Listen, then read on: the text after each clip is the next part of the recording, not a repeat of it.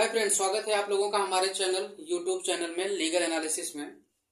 Friends, आज हम बात करेंगे एक इम्पॉर्टेंट टॉपिक पे जो मेन डिफरेंस बताता है रेस जुडिकाटा और रेस सबजुडाइज।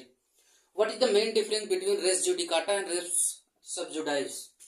सो ये आपका टॉपिक हमारे है कोड ऑफ सिविल प्रोसीजर में, सीपीसी में, 1908 का सीपीसी। और इसका जो सेक्शन है, सेक्शन 10 बात करता है रेस सबजुडाइज। रेस सबजुडाइज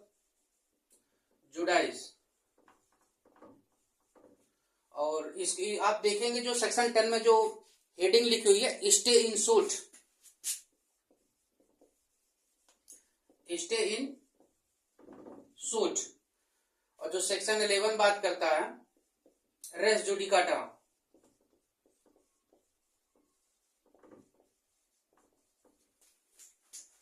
तो आज हम इसमें बात करेंगे मेन बेसिक डिफरेंस क्या है रेस सबजुडाइज में और रेस जुडिकाटा में। ऐसे आप डिफरेंसेस देखेंगे तो बहुत सारे डिफरेंसेस है कि सेक्शन 10 में है, ये 11 में है।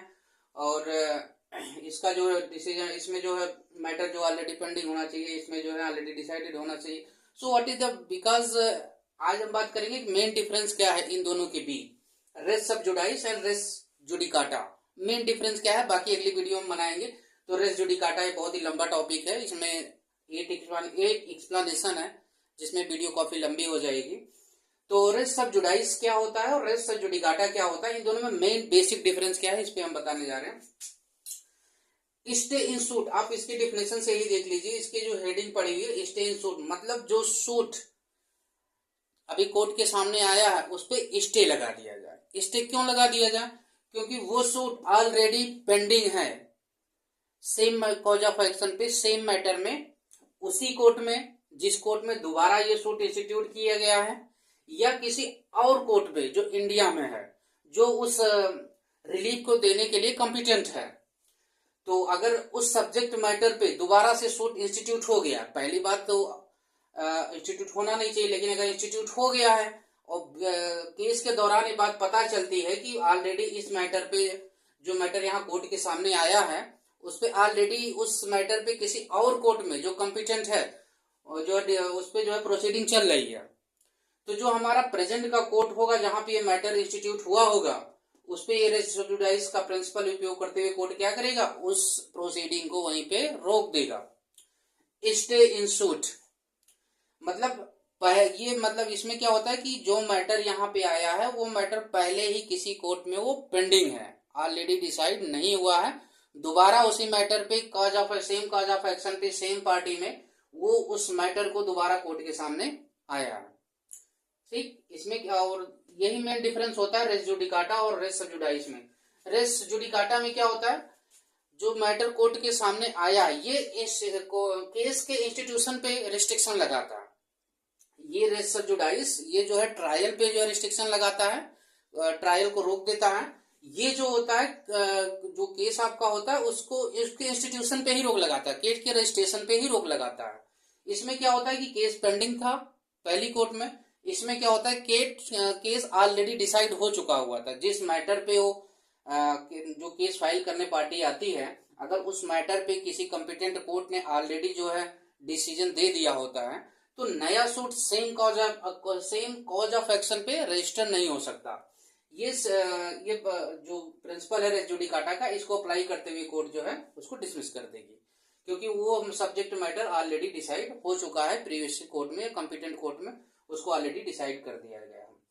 तो आपको डिफरेंस समझ में आ गया। इसमें जो केस पेंडिंग होता है पहली कोर्ट में, दूसरी कोर्ट में ट्रायल पे रोक लग जाता है। इसमें क्या होता है, केस ऑलरेडी डिसाइड हो चुका होता है सेम सब्जेक्ट मैटर में, बट उसके नेक्स्ट केस के रजिस्ट्रेशन पर रोक लगा दिया जाता है। ऐसा क्यों किया जाता है, इसका पर्पज भी हम बता देते हैं। आप लोग तो जानते ही होंगे, क्योंकि अगर मान लीजिए कि ये है ए, ये है बी, ये है बी।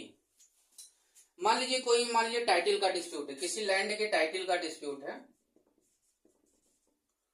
कोई लैंड है, इसके टाइटल का डिस्प्यूट सिविल कोर्ट में चला ए और बी के बीच पे, और क्या हुआ, कोर्ट ने डिसीजन दे दिया ये जो पार्टिकुलर लैंड है ये किसके फेवर में चली गई, ए के फेवर में चली गई। और बाद में देखिए अगर ये अपील वगैरह में बी नहीं जाता है, जो प्रोविजन दिया हुआ आप अपील के लिए जा सकते हैं, फर्स्ट अपील, सेकंड अपील, या सुप्रीम कोर्ट में अगर आप मान लीजिए पार्टी बी नहीं जाती है तो ये प्रॉपर्टी मैटर क्या हो जाएगा, ए के फेवर में प्रॉपर्टी ए की हो जाएगी, टाइटल जो होगा। या मान लीजिए जो मेन फैसला कोर्ट का आ गया, ठीक है, मान लीजिए पार्टी सुप्रीम कोर्ट तक भी गई तो वहां पे सुप्रीम कोर्ट ने क्या डिसीजन दिया, ए के फेवर में दिया, ये प्रॉपर्टी ए को बिलोंग करती है। अब मैटर यहाँ पे आता है कि मान लीजिए बी, चूंकि ये अगर ये प्रोविजन अलाउ कर दिया जाए कि दोबारा आप उस मैटर पर जो है दोबारा सूट इंस्टीट्यूट कर सकते हैं, तो ये हमेशा एक कंफ्यूजन में रहेगा, उसके पास हमेशा एक डर रहेगा कि मान लीजिए आज प्रॉपर्टी हमारी होगी, कल भी किसी भी समय इन फ्यूचर वो जो क्या करेगा, हम इस प्रॉपर्टी के खिलाफ केस को जो है फाइल कर देगा कोर्ट में, प्रॉपर्टी हमारे यहाँ से चली जाएगी। तो इस वजह से, और ये प्रॉपर्टी का क्या होगा, यूज भी नहीं कर पाएगा, उसके मन में हमेशा फियर रहेगा कि अगर हम प्रॉपर्टी को यूज कर रहे हैं अच्छी तरीके से, एक जो मेंटल प्रॉब्लम हमेशा उसके पास रहेगी, फियर रहेगी कि भी पता नहीं कब जो फ्यूचर में दूसरा केस इंस्टीट्यूट कर दे। तो इस चीज को जो है प्रॉपर्टी के यूज के लिए, या बर्डन ऑफ जो है कोर्ट का जो बर्डन बढ़ जाएगा, सेम काज ऑफ एक्शन पे ऑलरेडी डिसीजन कोर्ट दे चुकी है, फिर दोबारा उसी पे ऐसे तो केसों की भरमार हो जाएगी।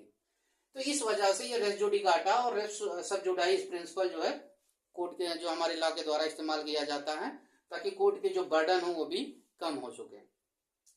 तो दोस्त आज की वीडियो में बस इतना ही, ये मेन डिफरेंस हो गया रेस सब जुडाइस और रेस जुडिकाटा में। फिर भी अगर आपको कोई डाउट हो इनमें, बाकी तो आप हमें कमेंट में बताइएगा, उसके लिए हम नेक्स्ट वीडियो बनाएंगे।